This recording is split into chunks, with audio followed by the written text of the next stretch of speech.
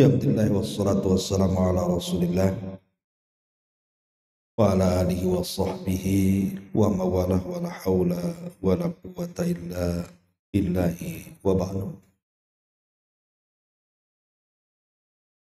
Melanjutkan kajian kita masih membahas kitab Al-Jami' dari kitab Bulughul Maram, dan kita masuk pada hadis yang ke-11. Kita baca hadisnya.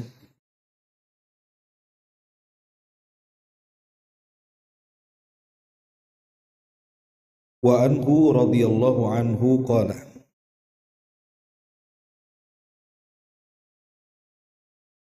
qala Rasulullah sallallahu alaihi wasallam la yashrabanna ahadun minkum qa'ima, akhrajahu Muslim. Dan darinya maksudnya masih dari hadis Ali radhiyallahu an. Rasulullah sallallahu alaihi wasallam bersabda, janganlah salah seorang di antara kalian minum sambil berdiri. Hadis ini dikeluarkan Imam Muslim.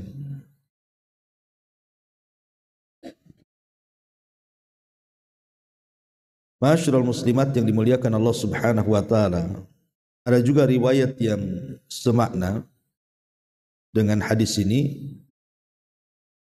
La yashrabanna ahadum minkum qa'ima faman nasiya fal yastaqi.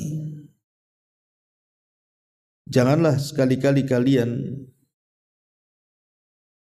minum sambil berdiri. Apabila dia lupa maka hendaklah dia memuntahkannya.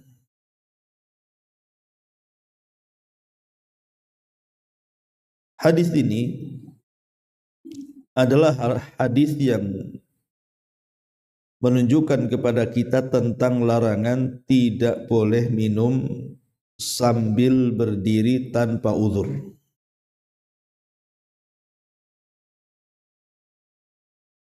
Tetapi para ulama ketika membahas tentang larangan dalam hadis ini, apakah kemudian larangan ini sampai kepada tingkat haram? Jadi kalau ibu minum berdiri itu berdosa karena hukumnya haram, ataukah hanya sekedar makruh saja? Lah Imam Nawawi rahimahullahu taala menjelaskan bahwa minum sambil berdiri itu tidak sampai kepada haram, tetapi hanya sekedar makruh saja. Beliau mengatakan di sini, fadhahaba aktsarul ulama ila anna nahya anis syurbi qa'iman litanzihi la litahrimi. Kebanyakan para ulama bahwa memahami larangan dalam minum berdiri itu hanya litanzih. Maksudnya dibawa kepada makruh, la litahrim, bukan dibawa kepada haram. Taib. Sebelum kita jelaskan hadisnya, kita akan menjelaskan dulu tentang seputar adab-adab minum dulu. Karena ini kan bagian daripada adab minum. Masyarul muslimat yang dimuliakan Allah Subhanahu wa taala, yang pertama yang harus dipahami atau diperhatikan ketika kita minum, hendaklah seseorang minum dengan membaca basmalah. Jadi seseorang makan ataupun minum jangan hanya sekedar minum saja, tetapi juga disunahkan membaca basmalah. Kemudian juga yang kedua, kalau seandainya ibu dalam posisi rame-rame duduk, Kemudian tekonya kan cuma satu, ya gelas banyak, tapi kan tekonya cuma satu.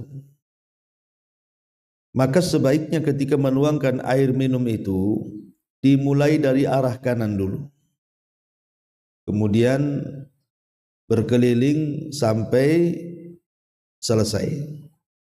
Karena itu ada hadis Nabi SAW, sakil kauma akhirohum syurban. Berilah minum sebuah kaum itu sampai kepada yang terakhir yang minum.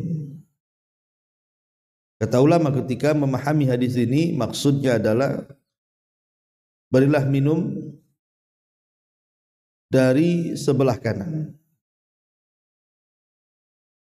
Ini yang kedua. Yang ketiga, tidak minum dari mulut teko,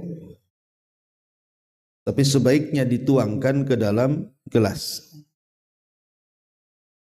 Kenapa demikian? Nabi SAW melarang dalam hadis yang dikeluarkan Imam Muslim, naha Rasulullah SAW an ikhtinatsil asiqqa an yashraba min afwahiha. Nabi SAW melarang tidak boleh minum dari sisi pecahan atau retakan gelas, dan tidak boleh langsung dari mulut bejana ketika minum. Kenapa demikian, Bu? Tentu ada alasannya. Ya, kok orang tidak boleh minum langsung dari mulut teko itu, kok kenapa? Ini kan teko aku, bukan teko dia. Terserahlah kan gitu. Pertama, Bu, kenapa dilarang? Karena kan kita tidak tahu dalam teko itu, apalagi tekonya tidak transparan ya. Lain kalau teko gelas, nampak isi airnya kan. Tapi kalau teko-teko zaman dulu itu kan biasanya pakai seng kan, pakai ya semacam seng lah, warna kuning apa gitu kan. Lah kita tidak tahu isi teko itu, barangkali ada binatang-binatang yang masuk ke dalam teko kan. Kemudian ibu minum dari mulut teko, tahu-tahu kemakan pula binatang tuh. Satu, ya, takutnya ada binatang-binatang yang membahayakan. Ya. Kemudian yang kedua, yang namanya mulut teko ini, takut teko itu diminum bersama-sama. Kalau umpamanya kita minum dari mulut teko, boleh jadikan bekas dari mulut kita nanti nempel di teko tuh, Bu. Boleh jadi umpamanya menyebarkan penyakit kan, entah lagi flu, entah lagi apa kan. Kemudian nempel pula di mulut teko itu. Diminum pula keluarganya, nyebar nanti penyakitnya.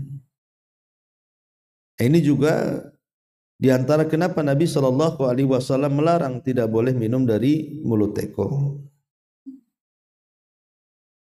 Tetapi kalau memang tekonya transparan, kayak teko gelas gitu kan nampak tuh ada apanya di situ. Dan tidak ada yang minum kecuali ibu sendiri dari situ, maka tidak ada masalah. Pertama karena nampak isinya, yang kedua karena memang tidak ada yang minum kecuali ibu di situ. Tapi kalau rame-rame ya sebaiknya jangan. Ini juga termasuk adab masalahnya kan, adab minum. Kemudian juga ada mutanafus filina. Kadang ada orang minum itu tidak bernafas, Bu. Main ambil gelas yang jumbo, kemudian ibu minum klek habis gitu ya. Kenapa? Karena ini bukan sunnah. Sunnahnya itu sebagaimana hadis Nabi SAW, beliau itu yatanafas fi syarabi thalathan. Jadi beliau kalau minum itu satu gelas itu dibuat 3 kali. Minum dulu, berhenti. Minum dulu, berhenti. Minum dulu, berhenti. Gitu, Bu. Ngambil nafas-nafas sedikit-sedikit aja minumnya. Jangan langsung klek habis gitu loh maksudnya, Bu ya. Itu namanya menyelisih sunnah Nabi SAW, karena madorotnya takut keselak nanti Bu ya. Apalagi orang yang capek, haus, kan biasanya pengen puas tuh minumnya. Bukannya malah kesedap jadi penyakit kan Bu. Jadi seorang sebaiknya minum pelan-pelan, berhenti dulu, ngambil nafas, minum lagi. Begitu sunnahnya. Termasuk juga yang harus diperhatikan adalah ada munafhi fil ina. Tidak boleh meniup saat panas. Kenapa? Karena ada hadis Nabi SAW melarang dari Abi Sa'id Al-Khudri radhiyallahu an, naha anis syurbi min sulmatil qadahi wa an yanfukha fi syarabi. Rasulullah sallallahu alaihi wasallam melarang minum dari bagian yang retak dari sebuah gelas dan melarang meniup di dalam minuman. Tapi sekali lagi, kalau seandainya ibu lagi makan dengan yang berkuah-kuah gitu ya, entah kuah serasem, kuah gulai, rawon, pokoknya intinya ada kuahnya lah. Kan ibu biasanya kalau langsung makan atau minum-minum yang panas, kopi, teh, dan yang lainnya, itu kan membahayakan. Sehingga ada di antara kita ini kadang kalau mau makan minum itu ditiup-tiup gitu kan. Nah sebenarnya hukum meniup makanan itu sampai tingkat apa gitu ya. Maka ulama mengatakan bahwa meniup dalam makanan itu tidak sampai tingkat haram, tetapi hanya makruh saja. Tetapi walaupun demikian, kalau memang ada hajat, kata ulama, idza kana hunaka hajatun tad'u ila nafhi fi at-ta'ami aw asy-syarabi li tabridihi. Kalau seseorang itu memang berhajat untuk meniup dalam makanan ataupun minuman untuk mendinginkan, wa kana yahtaj ila an ya'kula aw yashraba, dan dia pengen cepat-cepat makan dan minum, wa yashuqqu alaihi an yantadhirahu, dan dia berat untuk nunggu kelamaan gitu ya, maka ulama mengatakan fa innal karahiyata tazul, maka hukum makruhnya dianggap hilang. Artinya boleh Bu ya. Jadi niup itu kalau memang ada hajat, ibu lapar, pengen cepat-cepat makan gitu ya. Sementara nunggu dingin tak ada kipas pula di situ. Ya sudah nggak apa-apa. Ya, kemudian nggak ada pokoknya buku atau apa yang bisa dikipas-kipasin, maka tidak mengapa kata ulama seseorang meniup makanan kalau ada hajat. Ini juga diantara adab makan. Adab minum. Kemudian juga adab minum itu termasuk juga asyurbu bi yadil yamin. Minum dengan tangan kanan. Ini bagian daripada adab. Karena minum dengan tangan kiri itu adalah minumnya setan. Kata Rasulullah, ya'kulanna ahadukum bishimalih wa la yasrabanna biha fa inna syaitan ya'kul bishimali wa yashrab biha.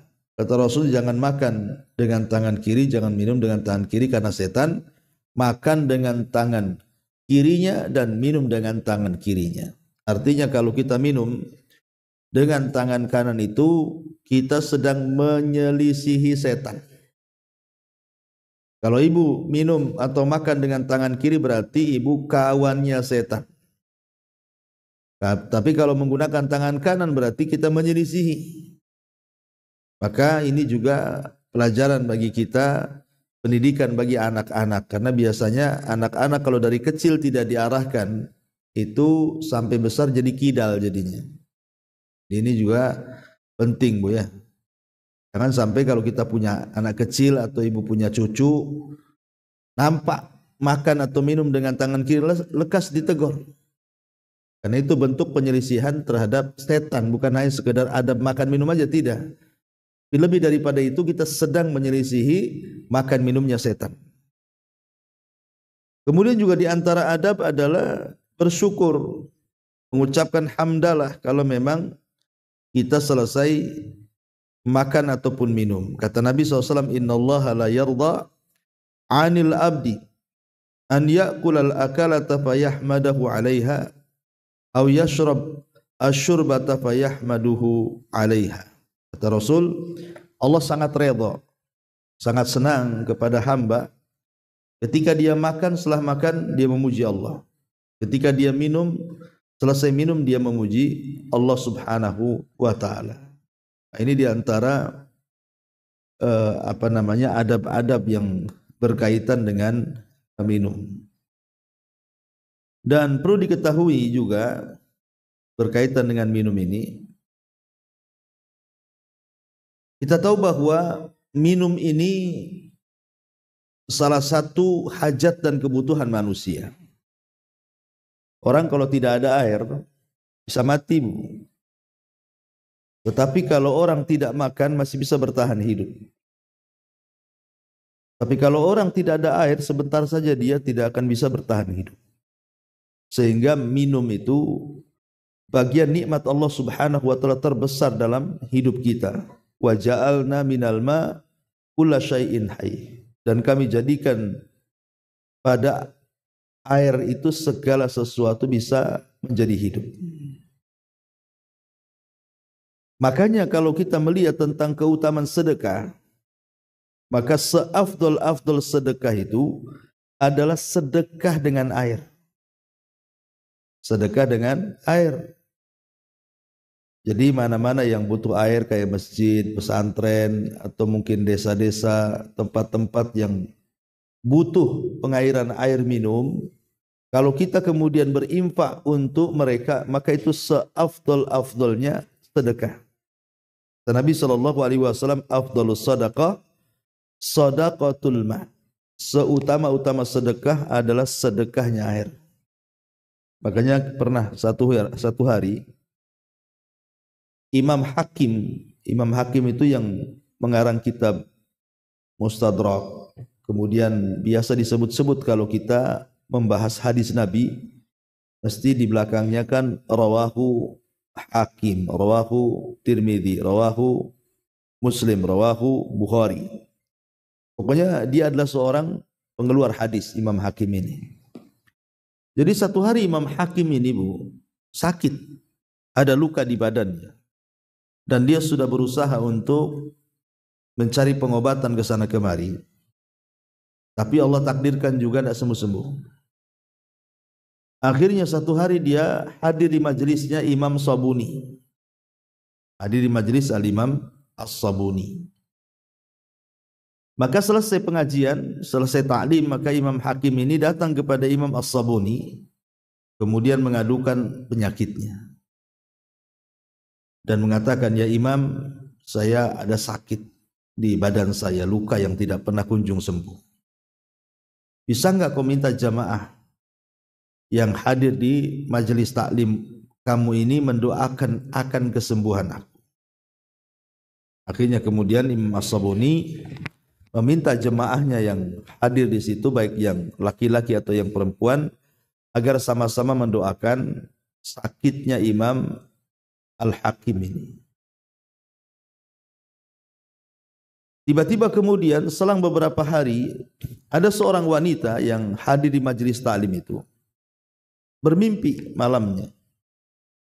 Bahwa dalam mimpinya dia berjumpa dengan seseorang yang mungkin itu mimpi baik dari malaikat gitu ya. Agar menitipkan pesan kepada Imam Hakim, kalau dia ingin sembuh penyakitnya maka sedekahlah dengan air. Akhirnya wanita ini kemudian menyampaikan perkara mimpinya kepada Imam As-Sabuni untuk disampaikan kepada Imam Hakim. Maka kemudian Imam Hakim pun menyarankan atau berusaha melakukan apa yang disarankan oleh Imam As-Sabuni agar bersedekah dengan air supaya sembuh penyakitnya. Akhirnya kemudian dia pun berusaha mencari desa yang sangat berhajat kepada air. Kemudian dia menggali sumur di situ. Kemudian dia sedekahkan airnya kepada warga desa yang ada di situ. Lah selang beberapa waktu setelah peristiwa itu, subhanallah, Allah sembuhkan untuk penyakitnya Imam Hakim. Makanya Nabi SAW mengatakan apa? Tadawaw mardakum bis sadaqah. kasih carilah kesembuhan bagi orang sakit di antara kalian dengan sedekah. Jadi dari sini kita tahu bahwa air itu adalah seafdal-afdalnya sedekah. Dan hal yang sama terjadi kepada seseorang yang datang kepada Abdullah ibn Mubarak. Dia pun sakit orang ini. Kemudian dia mengadu kepada Abdullah ibn Mubarak akan sakit yang diderita yang lama sembuh tuh. Maka Abdullah ibn Mubarak menyarankan agar dia sedekah dengan air. Setelah dia sedekah dengan air, tiba-tiba Allah sembuhkan. Nah itu kan bagian daripada sebab, ya kan? Tetapi kita lihat di sini kita tidak berbicara soal cerita sembuhnya, tetapi kita bicara soal airnya. Bagaimana manfaat air itu luar biasa. Sampai kemudian dijadikan oleh para ulama sebagai afdol as-sedekah, sedekah yang paling utama, bahkan bisa dijadikan tawassul untuk kesembuhan. Karena tawassul dengan amal saleh. Ya. Ini diantara yang harus dipahami soal keutamaan air ini. Ya baik sifatnya, ya kalau sekarang kan ada dibuatkan sumur bor ataupun sumur biasa, atau mungkin sekarang kan ada ATB, udah masjid ini saya yang bayar ATB-nya atau saya yang pasang ATB-nya, dan begitu seterusnya. Tapi walaupun demikian Bu, bicara soal minum ini yang harus Ibu pahami, ada di sana minuman-minuman yang haram. Tidak semua air boleh diminum. Apa saja minuman yang haram itu? Yang pertama al-muskirat, minuman yang memabukkan, dan itu tercantum dalam surah Al-Maidah ayat 90. Innal khamra wal maisir wal ansab wal azlam rijsun min amali syaitan fajtanibuhu la'allakum tuflihun.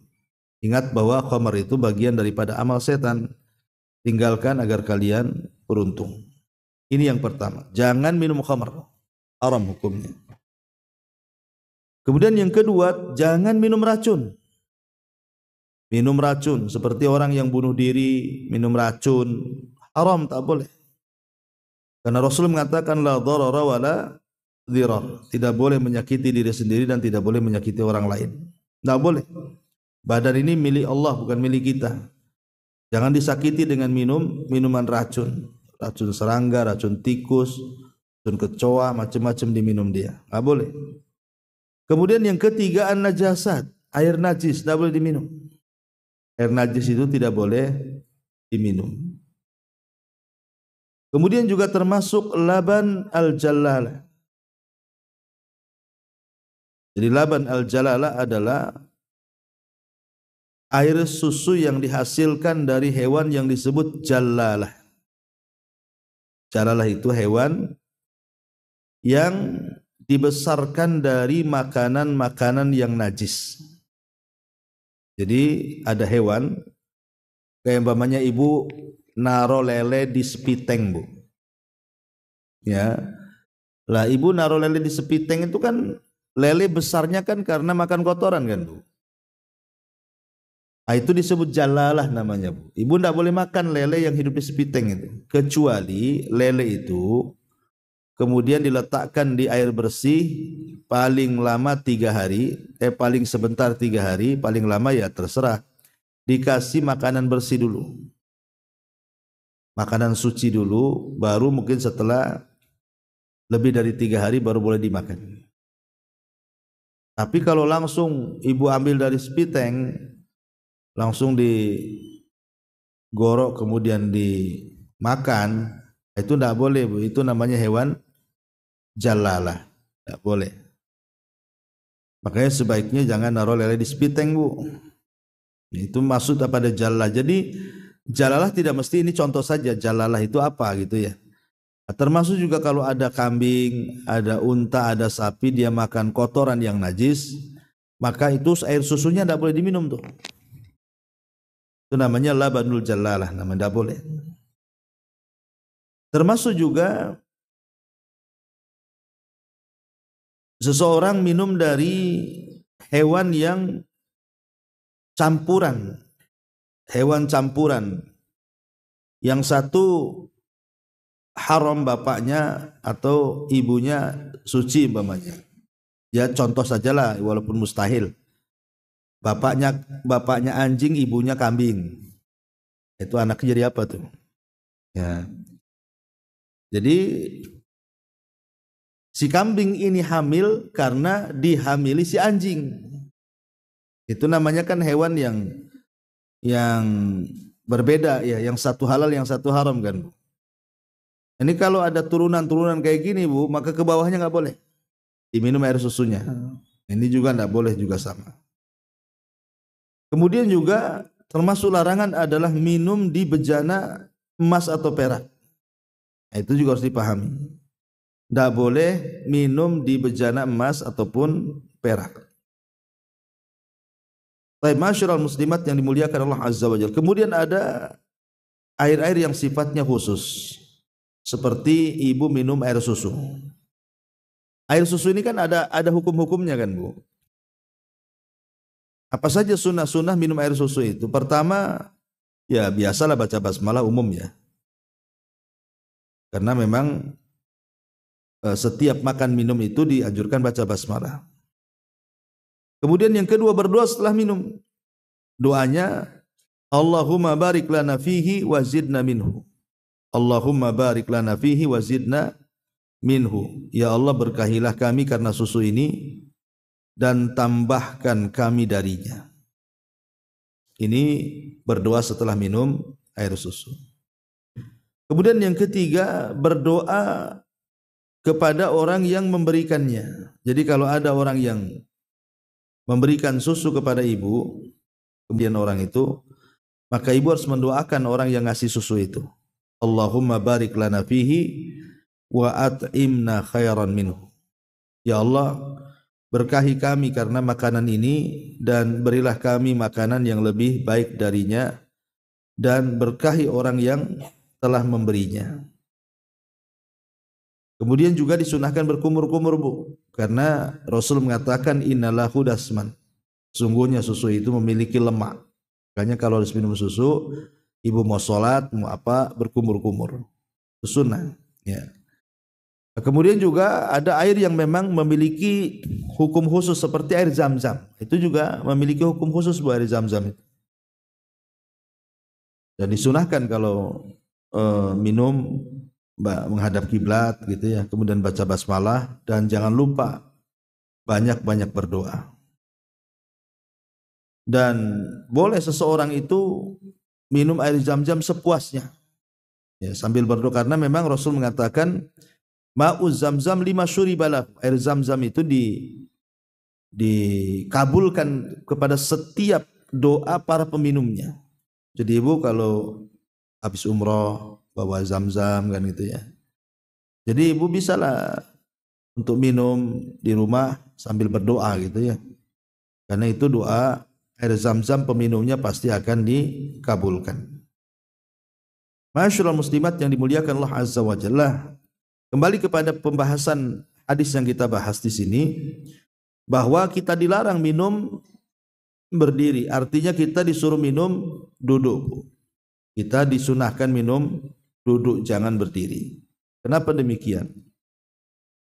Sebab banyak sekali kenapa Nabi SAW melarang ya tidak boleh minum sambil berdiri itu. Rupanya Nabi SAW 14 abad yang silam itu ketika mengatakan la yashrabanna ahadum minkum qa'ima. Janganlah salah seorang di antara kalian minum sambil berdiri. Ini kan alamat dari alamat nubuah. Ini alamat kenabian.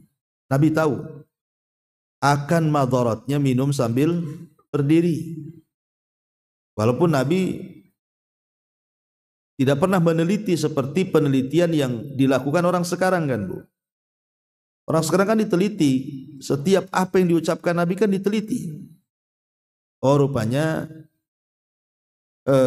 bahwa orang minum berdiri itu bisa mengakibatkan gangguan sistem pencernaan umpamanya. Bisa menjadikan perut kembung, ya, kemudian juga bisa tersedak, bisa gangguan lambung dan begitu seterusnya kan kalau dalam ilmu kesehatan kan Bu ya. Akan saya pernah ngobrol Bu dengan salah seorang ikhwan lah di Batam ini, dia mengatakan betul lah Ustaz, kenapa Nabi itu melarang kita minum sambil berdiri itu? dulu katanya saya sering sakit pinggang, sering sekali sakit pinggang. Padahal minum air putih itu selalu katanya. Katanya orang kalau suruh minum air putih itu suka hilang sakit pinggangnya. Akhirnya kemudian saya terbaca kenapa Rasul melarang tidur sambil minum sambil berdiri. Jadi saya coba, saya tidak pernah minum sambil berdiri Ustaz, kata dia. Saya pokoknya dalam kondisi apapun pasti saya minum duduk. Lah setelah saya amalkan katanya kan, minum sambil duduk itu, subhanallah, hilang sakit pinggang saya Ustaz katanya. Ini pengakuan ikhwan kita kan itu.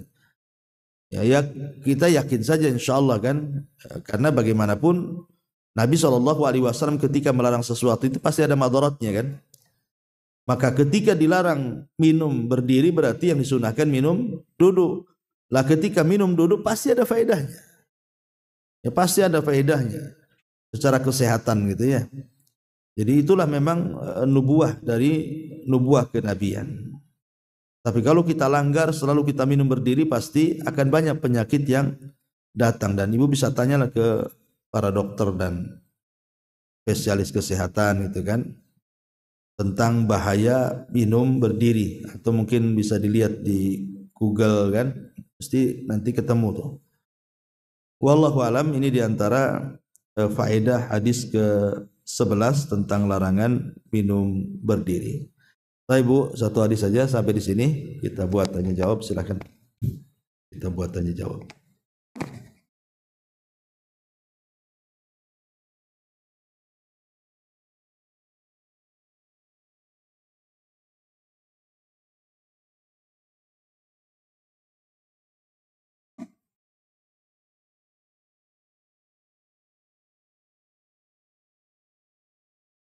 Ya.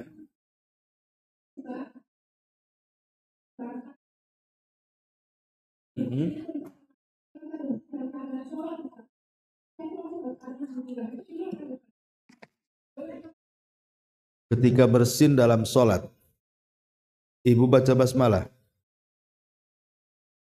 baca alhamdulillah. Ya Bu, dulu di zaman Nabi ada orang bersin. Di zaman Nabi itu ada orang bersin ketika sholat.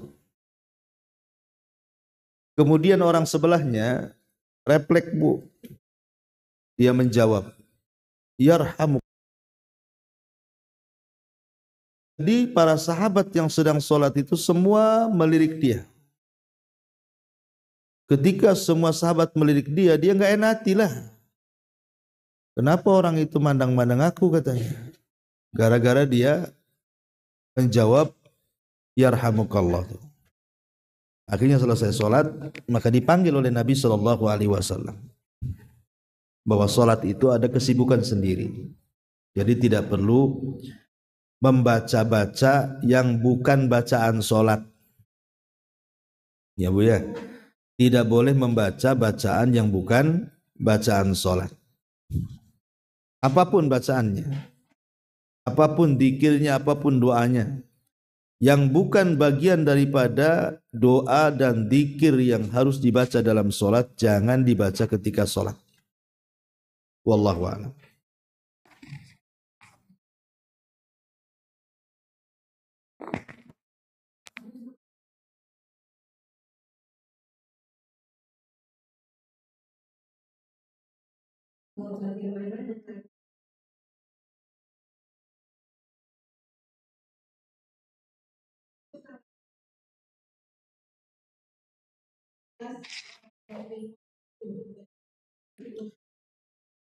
Ya, alhamdulillah. Ya Bu, tentang masalah kalau yang dimaksud tangan kiri itu hanya sekedar membantu, tetap dia tangan kanan yang beraksi. Yang banyak peranan itu tangan kanan. Tangan kiri itu hanya bantu saja. Ya enggak apa-apa, insyaallah. Enggak apa-apa. Tapi yang kemudian kalau banyak bekerja tangan kiri, tangan kanan yang bantu itu tak boleh. Berarti memang dia pakai tangan kiri.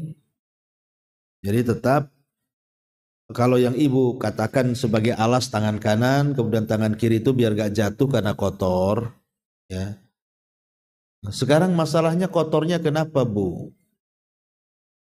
Karena makan, karena ya kalau karena makan aja pegang aja lah. Kan nanti gelasnya dicuci juga, Bu. Kok sibuk kali? Kalau bisa itu jangan dicuci gelasnya gitu ya, Bu ya. Jadi tetap bersih gitu. Nggak bisa, pegang aja lah, umpamanya karena makan si ada bekuah, ya nggak apa-apa lah nempel-nempel di gelas. Nanti kan gelasnya dicuci. Nah, jadi nggak ada alasan itu kalau tangan kiri ikut campur itu. Ya nggak apa-apa kalau kalau tangannya kotor, langsung aja pegang gelas. Insya Allah nanti kan gelasnya akan dicuci juga. Sebaiknya begitu, Bu. Wallahu a'lam.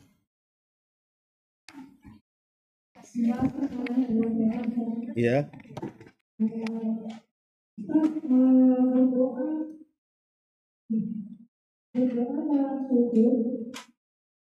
Dalam bahasa Arab, tetapi bukan bahasa yang Al-Quran maupun hadis, kebaikan luar biasa. Apakah boleh itu dikatakan seperti itu? Yang kedua, apakah amal soleh yang dipakai untuk bertawasul akan mengurangi atau menghilangkan pahala amal soleh tersebut sehingga di akhirat kelak tidak akan mendapatkan ganjaran dari pahala amal soleh? Iya, alhamdulillah. Perihal doa menggunakan selain bahasa Arab, pada dasarnya dilarang dalam sholat itu. Karena sholat itu sifatnya tauqifiyah. Tetapi saya pernah mendengar satu fatwa daripada Syekh Abdul Razak ketika ditanya boleh nggak seseorang yang la yuhsin al-arabiyah, tidak pandai berbahasa Arab, kemudian dia berdoa dalam sujud itu dengan bahasa daerahnya, dilafadkan. Beliau boleh, tidak ada masalah. Ya ini fatwa beliau boleh. Boleh seseorang itu melafadkan dengan selain bahasa Arab, bahasa daerah dia dengan doa-doa yang dikehendaki dalam sujudnya, se apa namanya, kalau memang dia tidak la yuhsin al arabiyah, memang dia tidak pandai dan tidak bisa berbahasa Arab, tidak mengapa. Tapi kalau bisa bahasa Arab jangan, kan dia bisa bahasa Arab. Ini yang pertama. Yang kedua, apakah tawasul dengan amal soleh akan mengurangi pahala amal soleh? Tidak. Amal soleh itu, Bu, jangan dikiaskan dengan uang di dompet, Bu. Kalau uang di dompet dibelanjakan habis lama-lama tinggal dompetnya kan. Tapi amal soleh tidak. Dibelanjakan amal soleh itu tetap aja dia nilainya. Makanya ketika Nabi mengatakan man fattara shaiman kana ajru shaim, barang siapa yang memberi makan orang yang sedang berpuasa, maksudnya ketika iftar, ketika berbuka, maka dia dapat pahala orang yang berpuasa itu. Bukan diartikan berarti pahala orang yang berpuasa pindah ke kita yang ngasih makan iftar. Nanti nggak ada orang yang mau makan makanan kita kan? Oh nggak mau lah, gitu. Nanti pahala saya habis diambil kalian. Nggak begitu. Pahala kita tidak berkurang, tetapi pahala yang sama diberikan kepada orang yang ngasih iftar. Jadi kalau pahala itu tidak akan berkurang. Bahkan pada hari kiamat justru balasannya jauh lebih berlipat ganda lagi. Wallahu a'lam.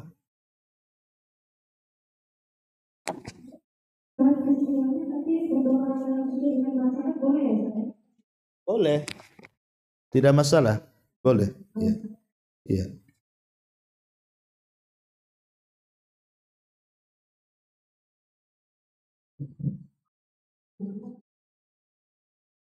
Waalaikumsalam.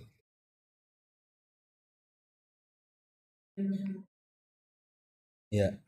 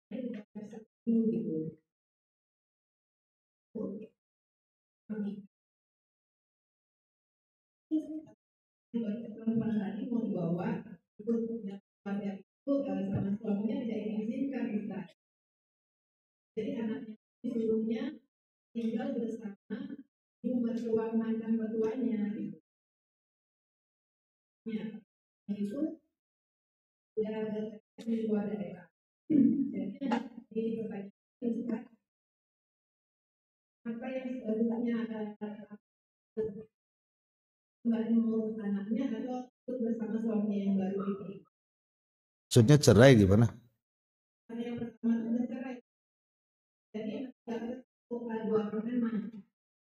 Iya, maksudnya dengan suami yang kedua ini kan suami kedua menolak anaknya. Oke. Ya sebenarnya sih salah, suaminya salah. Tidak perlu ada perjanjian di pranikah yang seperti itu karena itu bagian kewajiban dia. Jadi itu kan namanya perjanjian pranikah kan, Bu. Sebenarnya tidak perlu hal-hal yang merupakan kewajiban setelah nikah itu tidak perlu diperjanjikan.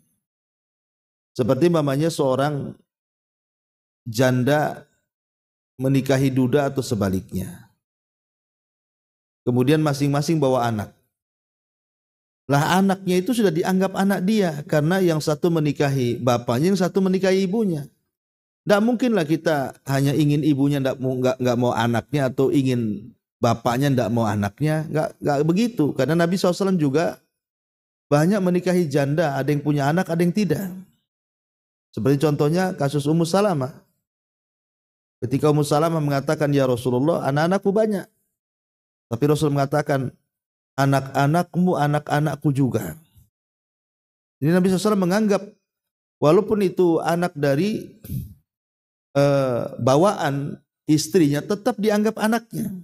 Harusnya kan seperti itu. Tidak boleh dia hanya pengen ibunya, tidak mau anaknya. Ini yang pertama. Yang kedua, kalau itu merupakan perjanjian pranikah, dikuatkan kan itu. Dan ketika sebelum menikah memang ada perjanjian seperti itu dan calon mau setelah menikah kemudian tak mau, maka ini boleh menjadi alasan seseorang itu membatalkan pernikahan. Boleh. Dulu kan waktu sebelum nikah kita sudah janji. Kalau menikah orang tua ikut karena sudah tua. Kok sekarang udah nikah orang tua tak boleh ikut? Saya nggak maulah. Karena saya harus ngurus orang tua umpamanya. Nah, itu boleh dijadikan alasan untuk bercerai. Ya, termasuk juga kalau sampai anak-anak ini terlantar. Kalau anak-anak ini terlantar, maka berdosa kan ya, berdosa ibunya karena mencarikan bapak yang tidak soleh, dan berdosa juga bapak bawaannya karena dia tidak bertanggung jawab kepada anak bawaan istrinya. Jadi bagaimana solusinya, Ustadz? Ya solusinya coba bicarakan lagi dengan suami yang sekarang ini. Bicarakan lagi, bang itu kan anak-anak saya, berarti kan anak kamu juga. Bicarakan lagi baik-baik, sentuh hatinya, kemukakan alasan yang tepat kenapa tidak boleh dan apa alasannya kenapa suaminya tak boleh kan gitu. Harus jelas alasannya. Nah, jadi seperti itu, wallahu a'lam.